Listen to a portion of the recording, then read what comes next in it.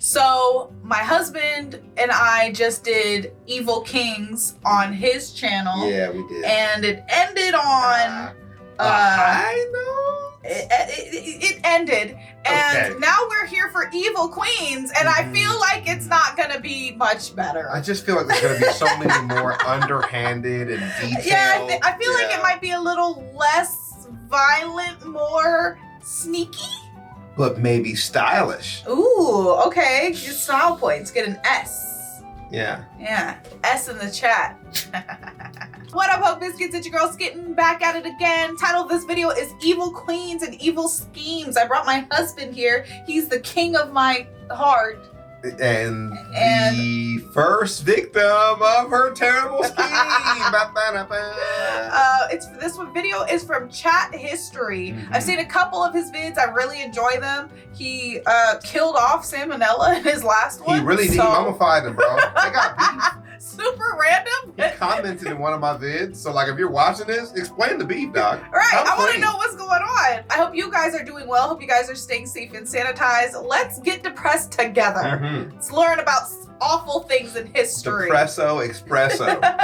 I'm super excited to see what this video has in store for us. So without further ado, let's go ahead and get started. Boom. Evil queens and their evil schemes. Well, that's a stretch. Damn. When you come, we starting off the bat with Mary, Bloody Mary. What did she do? Sister of Elizabeth Tudor, daughter of King Henry VIII and Catherine of Aragon. Only surviving child of King Henry VIII and Catherine of Aragon. Bro, she looked evil, bro. Don't she look evil? Like, God. She was super Catholic too.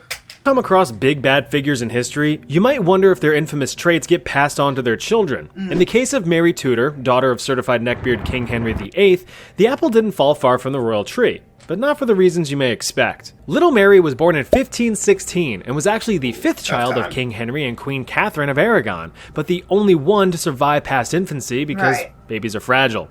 Henry loved his daughter and provided her with a healthy education in music and language with a strong Catholic upbringing. But the problem with his daughter was that she wasn't a son, so she wasn't seen as a suitable heir to the throne of England. Mary, what do you want to be when you grow up? Queen of all England. No. With that being the case, Henry VIII sought to sow more seeds and give the law of large numbers another go. After all, he needs a baby boy to slam on the throne and bear the crown. To do that, he sought to divorce the now barren Catherine for a wife that was a bit more fruitful. Henry then lumbered down to present his case to the manager of the Catholic Church, the Pope. "No way, Henry, them's against the rules," and then said the Pope. But Henry argued, I'm the king. I do what I want. I'm the one with absolute power. God damn. And annulled the marriage anyway. That little act of defiance was a precursor to the English Reformation, which toned down the Pope's authority within the Catholic Church. Instead, Henry made his own church, the Church of England, and put himself in charge, and he was all, nice. He then got himself a brand new womb on legs, Anne Boleyn, who blessed them with a daughter in 1533. Great. Another one. When he divorced Catherine and started slop-flopping with Anne, Henry illegitimized Mary's claim to the throne and stripped her of her royal titles. From that day forward, a seed of resentment and hatred within Mary took root that would continue to grow for years to come. Eventually, Henry got his heir. Little Edward VI spawned into the world in October 1537, but had connection issues and lagged out in 1553 at the age of 15, a short 6 years after Daddy Henry himself expired. With no other heirs, there was really only one person who could take the throne. Lady Jane Grey, King Henry VIII's great niece. But Mary was royally ticked off, being all... After gathering a gaggle of supporters, Mary had Lady Jane's 16-year-old dome lobbed off and took the throne. Now in power, Mary's main goal was to reestablish Catholicism. And poor Lady Jane, like, she wasn't even trying to be queen. It was her whole family that propped her up and got her murdered. That shit's so crazy. Off and took the throne. Now in power, Mary's main goal was to reestablish Catholicism as the one true religion within England, since evil Papa Henry played a part in the Protestant Reformation, which diminished Catholic support. To help with that, she went and married Catholic fanatic Philip II of Spain, which was in the middle of the highly unexpected Spanish Inquisition at the time. She also reinstated heresy laws and began her purge of heretics within England. Basically, if you weren't or didn't want to be Catholic, then you could just get out. But Protestants protested her authority. No, it's just one word. Oh, that makes much more sense. With some light pushing and heavy shoving from her new husband, Mary decided to fight fire with fire. With Literally. actual fire. Yeah. By burning people. From 1555 to 1558, Mary had almost 300 people burned at the stake for heresy, truly believing that it was the only way to cleanse England of blasphemous false religions. I'm just like so confused too, because it was so publicized when people started getting burned. Mm-hmm. But the religion was so deep into the community. Yeah. They just didn't care. Yeah. And like you read the stories about them just being like, yeah, they're prosecuting us. Yes, I will burn for this. I just like to be clear. I don't know if I believe in anything strong enough to burn alive for it. Just you just forget the roots so easily in America. Yeah. You know, but like the birthplace of this and this dogma is people, regular people, not rich, wealthy people, right? Broke, poor people, being like, I'm going to church. And if we get found out, they might burn us. Yeah. But it was like literally about like the well-being of your soul. Mm-hmm. They were like, I'm not like, I'll burn here, but I'm not finna burn in hell. For eternity. Yeah. That's just nuts. It was a God-given mission to rid the world of these heretics, and the people of England would realize in time that it was for the greater good. But the only thing that they realized was that she was a few sandwiches short of a picnic. Her scorched earth approach tanked her political approval rating and tarnished the image of Catholicism. Mm-hmm. She ultimately got down with the sickness in 1558 at the age of 42. Because of her violent antics, Queen Mary I of England is forever remembered in history as Bloody Mary. Yep. Which is also a pretty disgusting drink. First of all, yes, Bloody Marys are disgusting, but micheladas, hey, top notch. But also hilarious that they called her Bloody Mary when she was burning people. Like, there's not a lot of blood involved there. A little bit of a misnomer. It has a better ring to it when you have an accent. I mean, I guess Bloody Mary. I don't know who this is. If you want your shot at claiming a throne, Wutian is actually somebody that I'm going to be watching an extra history series on, so make sure you guys tune in for that. Oh, okay. You're gonna have to start cracking skulls, which is what Empress Wu Zetian would eventually do. Empress Wu officially ruled over the Second Zhou dynasty in China from the year 690 to 705. She was known for having extremely high intelligence, strong political competence, and superior ambition. But history overshadowed her strengths with a reputation as one of the cruelest rulers in China's history. Though, of course, it has to be said that many of the individuals who wrote about her actions weren't exactly huge fans of being politically cucked by a woman. Right. So perhaps some of the stories of her evil deeds are a bit exaggerated? Maybe. But maybe not. Born in... I have a lot of issues with, like, other cultures and their queen stories because, you know, they weren't in power, so they didn't write the stuff. Right. She had to have a professor that knows about the culture that can explain the bias. Right. And I've never had that with any, like, Eastern, you know, dynasties. Right. You know, some popular ones, yeah, but most no. So I just don't really get it, you know? Into a wealthy family with a loving and supportive father? Maybe.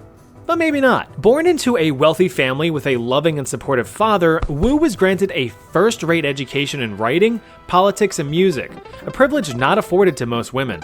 In her spare time, she favored heavy reading in politics and boring government stuff, which made her more than capable of holding a position in political power, if she was a guy. But opportunity would soon come a-knockin'. Is that an orangutan? It's also at just 14 years old, tales of Wu's intelligence and beauty made it to the imperial palace, and she was formally summoned to become an imperial concubine under Emperor Taizong.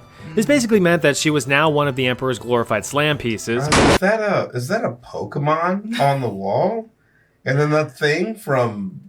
No, these are all from Legend of Zelda. What the heck? Yeah. Oh my god. But Wu knew that she was destined for greater things. Every journey starts with the first step, after all. The main duty of a concubine was to convert these into these. But Wu never did that. Instead, she would often find ways to openly discuss political affairs with the emperor, something that was certainly frowned upon for someone in her position. The emperor eventually went forever sleepy-bye, and his heir, Gaozhong, took the throne. As a side note, when an emperor died, any assigned concubines that produced no children were sent to become Buddhist priestesses, which is what happened to Wu. But Gao Zhang summoned Wu back to the palace. This led to the belief that the two had a history of doing a little woohoo. Who? Wu. Not you. Now in the proud position of top-ranking concubine, it was time to climb higher. Her target? The Empress herself. Gao Zhang's primary wife, Empress Wang, was a bit barren in the bush, and thus wasn't so good at the baby making. So, Wu showed her a neat party trick and shot out 4 boys and a daughter, an act that gained strong favor with the emperor. Even Empress Wang herself adored the children, especially the newborn daughter. Oh, how cute is she? I know, right? You killed my daughter. No! Yeah, Wu allegedly demolished her own infant daughter and blamed it on the Empress. What? Why didn't you warn us when you crushed him with a hammer? God. I was so invested in that moment. Oh my God. I was like, oh, they're bonding over the baby. I thought she was like rubbing it in her face. That like, oh, I know, right? Look, crazy. I can have babies. No. Oh my God. What is wrong? What is wrong with this person? Play it, I gotta know. What is wrong with this man? Play it, I gotta know. Even going an extra step and accusing the Empress and her mother of evil, spooky witchcraft. And you know what? Gao Zhang believed it. Damn! So Wang is demoted, and Wu is made Empress, and immediately has Wang whacked for good measure. But this wasn't a normal execution. According to some sources, Wu had the ex-Empress's limbs cut off and her remains placed in a vat of wine. And here, sir, is our house specialty. I can already tell that this is gonna have a nice body to it. Gao Zhang continued his rule for several years, but historians believe that Wu was pulling most of the strings, strengthening ally relations and executing or banishing political rivals behind the scenes. While Gao Zhang then kicked the bucket in 683. With plenty of eligible sons, surely a new emperor was around the corner. Except, no. Apparently, there are allegations that Wu had banished many of the princes and even had the crown prince poisoned. While she did have 2 sons serve as emperors, she remained the puppet master, just like with Gao Zhang. But in 690, sole power was given to Wu, and she was now the Empress Regent, holy and divine ruler of all China. Now in power, the only way anyone could take it from her would be from her cold, dead, wrinkly hands. Across the years, many rebels and rivals took that challenge, lashing out in attempts to usurp her throne, but none were successful. She even exiled one of her own sons after his wife spoke out against her. Any and all rebels were quickly eradicated. Despite her aggressive and manipulative climb to power, Empress Wu actually ruled very peacefully. She strengthened many relationships with allies, progressed gender equality, and eased taxes on peasants, allowing agriculture to flourish. Because of her constant vigilance against enemies, China experienced very few military engagements during her reign. So yeah, since she had a pretty good run as Empress, it wouldn't surprise me if tales of her wrongdoings weren't completely fabricated or at least overly exaggerated as a way to sway public opinion. The Empress fell ill in 705 and was forced to give up the throne to her son. She died shortly after. Nice. Yeah, so I don't know. I'm not convinced that they wasn't lying on her name. I'll tell you what. If you want to avoid conflict with external threats, you deal with internal threats with violence. Exactly. So I would believe that if there were no wars that happened, she was doing what America does. It wasn't a war, it was a conflict. That they weren't represented as a view, those were just some offshoot rebels. And that's why I'm murdering them and cutting their heads off and sending them back to their families. But you didn't do it. And they're like, yeah, that's what's up. We didn't have anything. You're right. We had nothing to do with it. That wasn't our fault. Plausible deniability. And it's a big theme in history, too. You'll see a lot of women work with those kind of tactics rather than men just going outright, just talking out the ass. Yeah. You know, and that's a cultural thing. Like having to walk softer in your own country causes you to be more sly in the political sense. I mean, she's just good at diplomacy and murder. Right. So very cool. What other women are you looking to have on this list later on? Oh man, he already covered Queen Mary. Was Queen Mary your big bad? Yeah, so very nice. Maybe potentially he might bring up Queen Isabella. Okay, who's that? There was Isabella and Ferdinand of Spain. More Spanish drama. Yeah, Spanish Inquisition. So maybe potentially he might get into that. But other than that, I'm not really sure. Okay. So I'm looking forward to part 2 of the King's video, looking forward to part 2 of this Queen's video. Thank you guys so much for joining us. Don't forget to leave your reaction requests and recommendations down in the comments below. And other than that, peace out, Hope Biscuits. It's Skittin' Lit. That was a fun one.